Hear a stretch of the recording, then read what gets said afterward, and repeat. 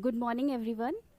My dear students, my name is Ekta Chauhan, and I did my master's from Central University of Allahabad in sociology subject. I qualified UGC NET thrice.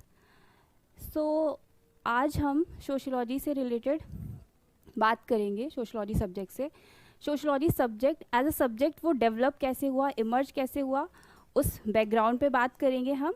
और उस पे बात करने के बाद हम लोग रीज़न्स जो हैं उनके रीज़न्स पे बात करेंगे. क्या क्या ऐसी कंडीशंस थी, क्या ऐसे रीज़न्स थे जिनकी वजह से हमने sociology as a subject as a discipline develop हुआ. वैसे सोशोलॉजी बहुत ज़्यादा पुराना सब्जेक्ट नहीं है. यूरोपियन सोसाइटीज़ में कुछ ऐसे इवेंट्स हुए जिसकी वजह से sociology as a discipline develop हुआ.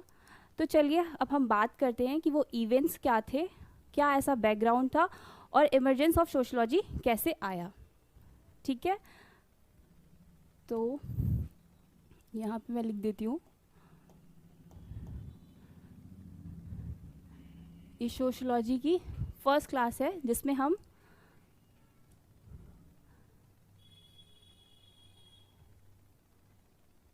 Emergence of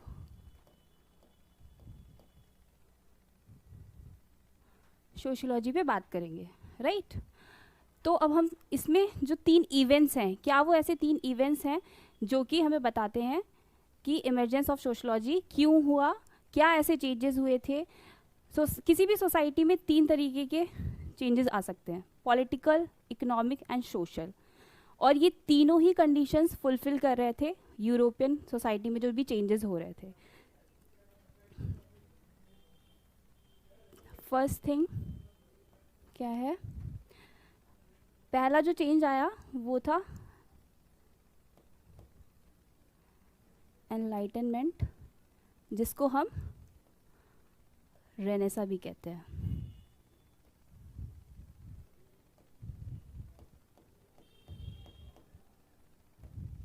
right then French revolution,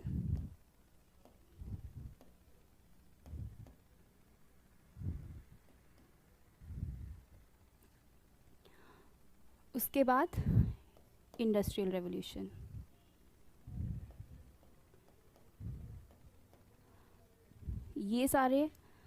ये टॉपिक आपके KVS PGT एग्ज़ाम्स में इम्पॉर्टेंट है, रिलेवेंट है. जो भी बच्चे इस एग्ज़ाम की प्रिपरेशन कर रहे हो वो उसको ध्यान से देखें. राइट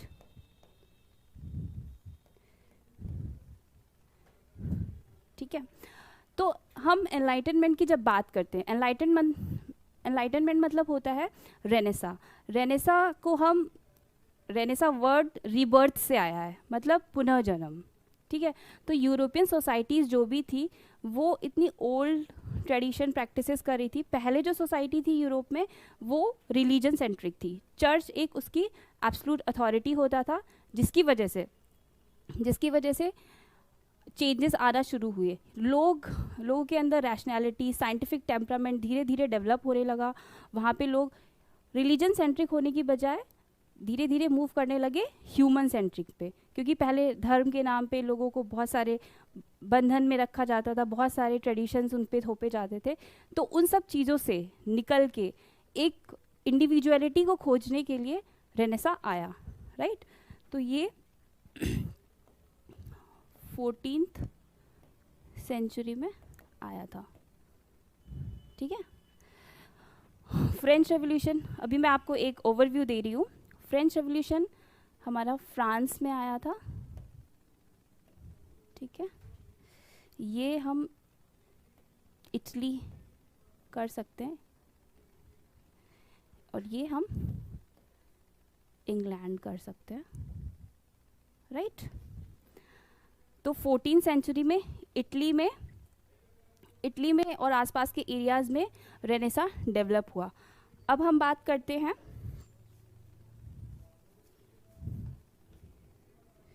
कि ये फ्रेंच रेवोल्यूशन और इंडस्ट्रियल रेवोल्यूशन कैसे आया और क्या क्या रीजंस थे. राइट तो अभी हम फ्रेंच रेवोल्यूशन जो आया था आपका वो 1789 में आया था. ठीक है, एंड इंडस्ट्रियल रेवोल्यूशन जो आपका आया था वो 1760s में आया था, राइट? ठीक है, तो ये आपका इमरजेंस ऑफ सोशलॉजी में थ्री बिग इवेंट्स हम कहेंगे।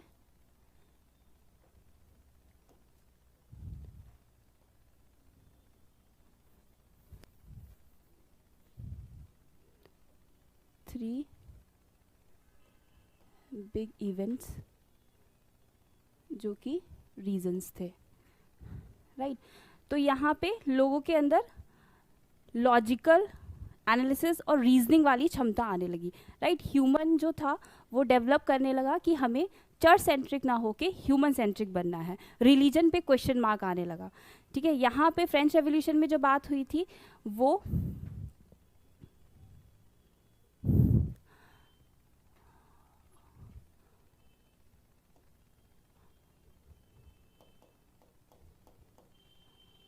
रेनेसा,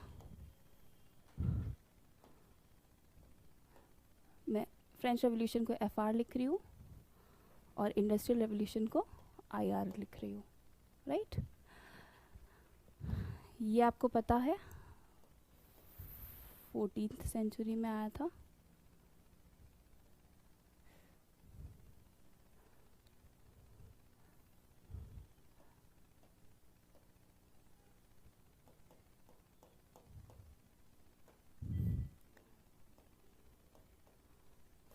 सेंचुरी, ये आपका आया था 1789 में और ये आया था 1760s में, right?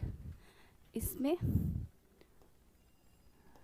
Logical and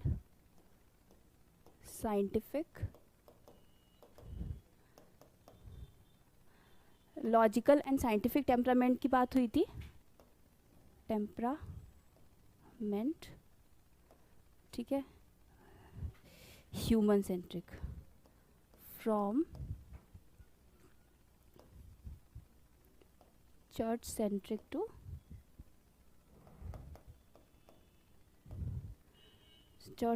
to human centric.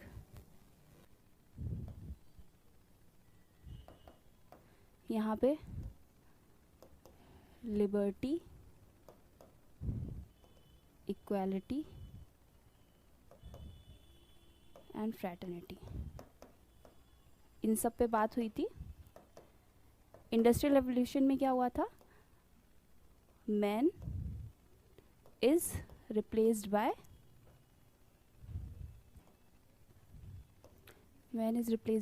Machines.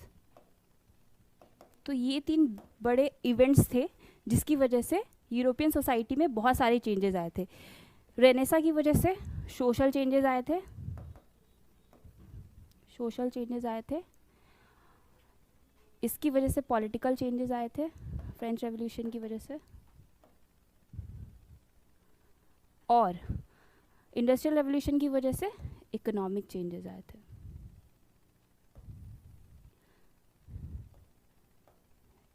Economic changes,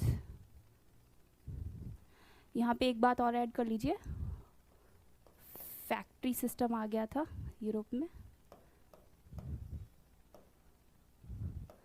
जो कि मास प्रोडक्शन हो रहा था जिससे,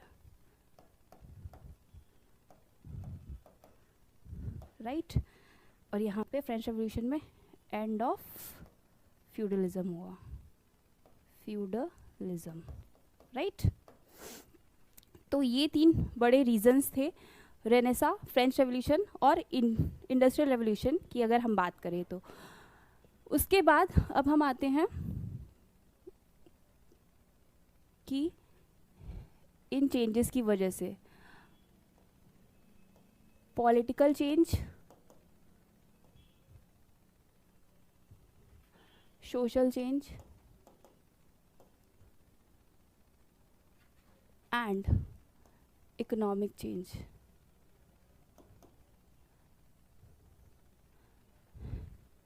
इससे और इससे बन के आता है सोसाइटी में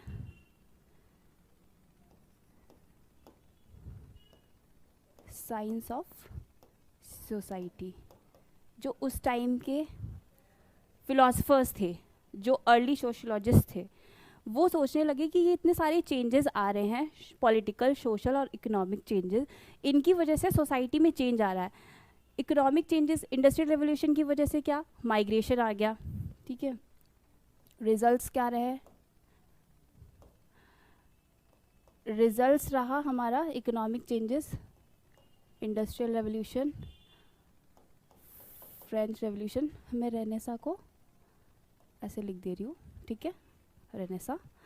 रिजल्ट्स इनकी वजह से, इंडस्ट्रियल रेवोल्यूशन की वजह से पॉपुलेशन बढ़ गई, पॉपुलेशन इंक्रीज हो गई, राइट। अर्बनाइजेशन आ गया, अर्बनाइजेशन बढ़ गया। उसके बाद आपका पॉवर्टी आने लगी, जो कि सोशल थी, पॉवर्टी आने लगी, सोशल थी, जो कि नेचुरल होती है, कल्चरल होती है, ये सोशल थी। पॉपुलेशन, अर्बनाइजेशन, पॉवर्टी आ गया। उसकी वजह से माइग्रेशन की प्रॉब्लम भी हुई, लोग मूव करने लगे एक जगह से दूसरी जगह। विमेन और चिल्ड्रन भी, विमेन एंड चिल्ड्रन भी फैक्ट्रीज में आ गए, फैक्ट्रीज में आ गए, ठीक है। सोशल चेंजेस में डेमोक्रेसी आ गई, डेमोक्रेसी आ गई, एंड सॉरी, पॉलिटिकल चेंज में डेमोक्रेसी आएगी।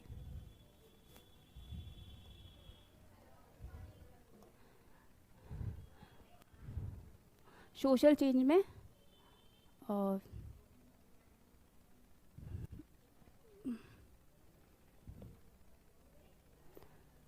सोशल चेंज में आपका आ जाएगा, एक मिनट में,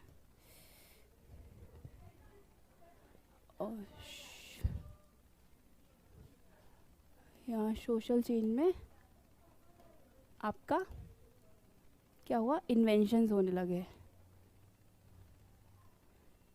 इन्वेंशंस होने लगे, साइंटिफिक, मतलब रैशनल होके लोगों को सोचने की क्षमता आ गई, साइंटिफिक टेम्परामेंट डेवलप हो गया, टेम्परामेंट, ठीक है। तो political changes, social changes, economic changes के रिजल्ट्स क्या हुए, डेमोक्रेसी आई पॉलिटिकल चेंज की वजह से, क्योंकि फ्रेंच रेवोल्यूशन हुआ था तो फ्रांस में डेमोक्रेसी आ गई।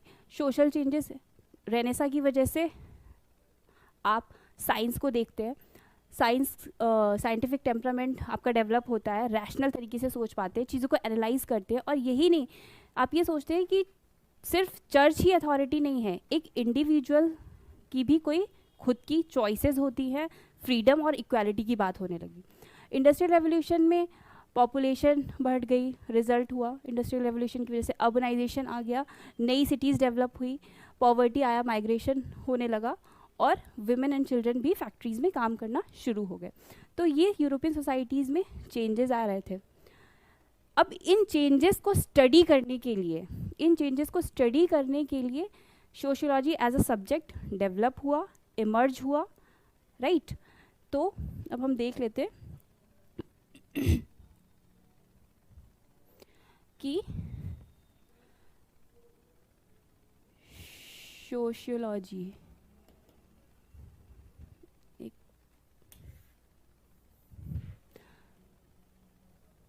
सोशियोलॉजी एज अ सब्जेक्ट, और इसको डिसिप्लिन भी बोल सकते हैं, डिसिप्लिन, राइट। तो फादर ऑफ सोशियोलॉजी कौन थे? सोशियोलॉजी वर्ड का क्या मतलब है?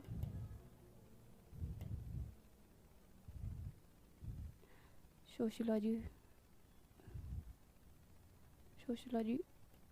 टर्म का क्या मतलब है? ठीक है, तो सोशियोलॉजी दो टर्म से मिलके बना है, सोशियस एंड लॉजी। सोशियस मतलब होता है कंपेनियनशिप। लॉजी मतलब होता है स्टडी ऑफ, राइट।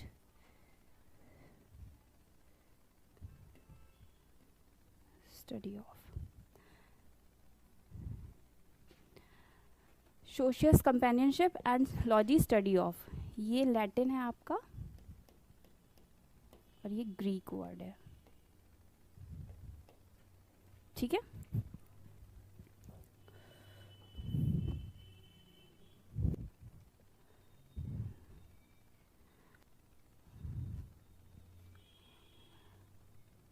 ये और लॉजी की जगह लोगोस कर लीजिए, लोगोस वर्ड से लॉजी आया है जो कि ग्रीक है, ठीक है। अब हम डेफिनेशन देख लेते हैं सोशियोलॉजी की।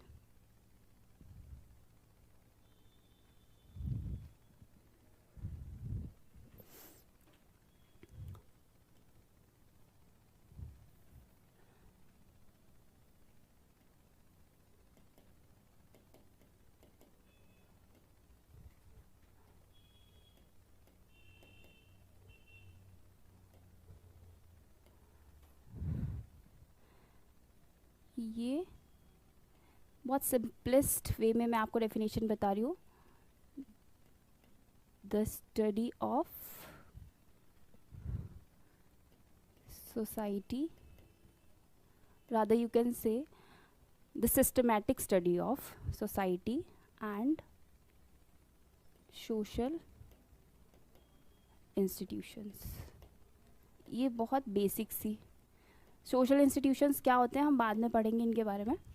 The study of society and social institutions is known as sociology. ये बहुत बेसिक सी डेफिनेशन है। उसके बाद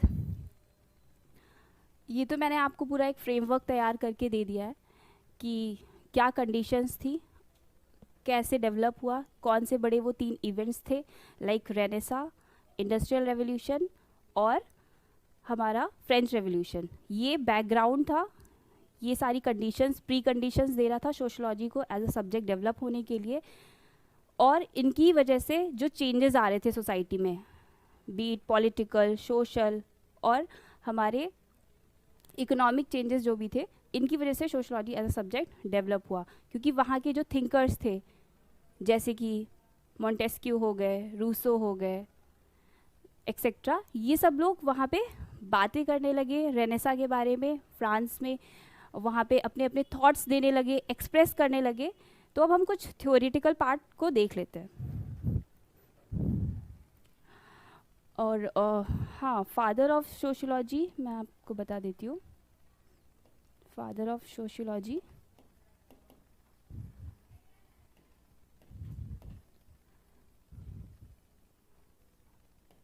अगस्त कॉम्टे,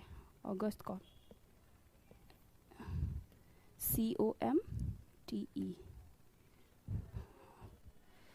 इन्होंने सोशियोलॉजी टर्म कॉइन किया था, इन्होंने पहली बार सोशियोलॉजी वर्ड का यूज़ किया था।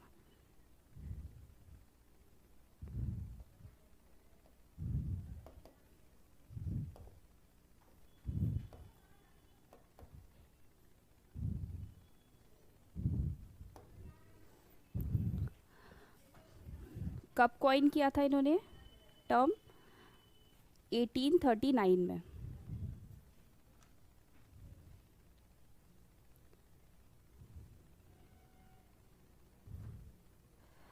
अब मैं थोड़ा सोशियोलॉजी के, अब हम रेनेसा, फ्रेंच रेवोल्यूशन और इंडस्ट्रियल रेवोल्यूशन में थोड़ा सा डीप में बात करेंगे। राइट।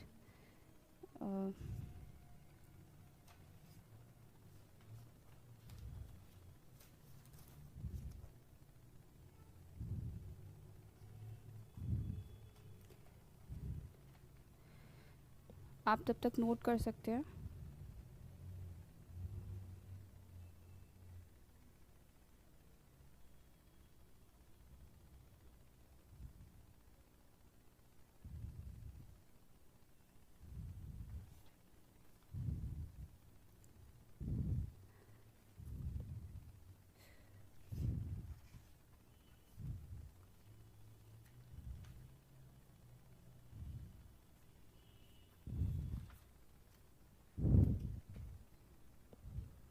आई होप आप लोगों ने नोट कर लिया होगा।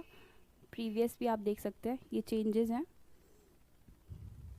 ये Renaissance, French revolution, industrial revolution, in short में मैंने आपको बताया, अभी डिटेल में हम डिस्कस करेंगे।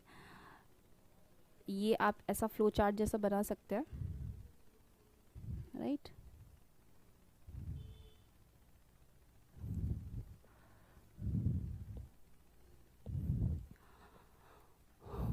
जैसे मैंने कहा कि अब हम रेनेसा, उससे पहले हम इस फ्रेमवर्क से ही हम कुछ क्वेश्चंस को डिस्कस कर लेते हैं जो भी आपके प्रीवियस ईयर एग्जाम्स में पूछे गए हैं। उसके बाद हम आगे बढ़ेंगे।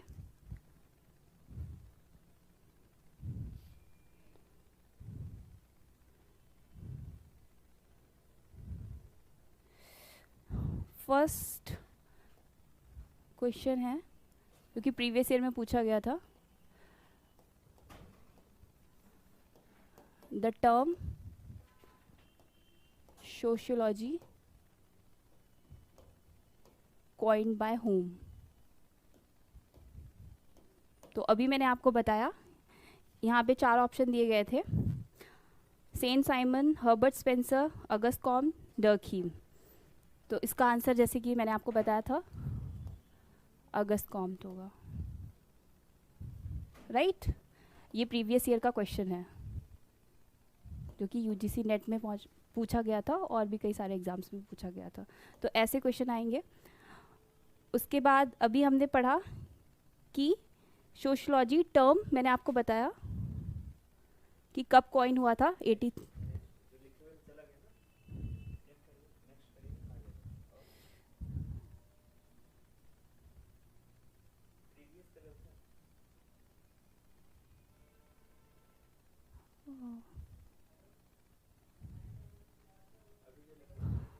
हाँ, the term sociology coin by Auguste Comte. दूसरा, ये टर्म कॉइन कब हुआ था, तो मैंने आपको बताया कि ये अगस्त कॉम्ट ने 1839 को कॉइन किया था।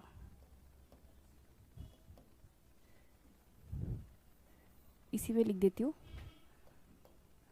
ये अलग क्वेश्चन है लेकिन मैं इसी में आंसर ऐड कर रही हूँ। दिस टर्म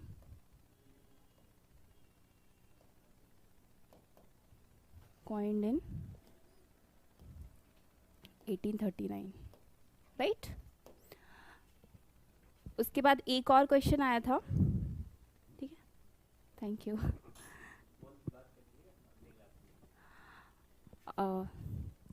तो ऐसे ही क्वेश्चंस आए हुए हैं, जैसे कि हमने देखा कि हमने फ्रेमवर्क, जो भी फ्रेमवर्क था उसी में से हम क्वेश्चन सॉल्व कर पा रहे हैं। होपफुली आपको समझ में आया होगा। कोई भी आपकी क्वेरी होती है तो आप मुझे कमेंट्स में बता सकते हैं। नेक्स्ट क्लास में हम उस क्वेरी के साथ क्लास को शुरू करेंगे। Thank you so much.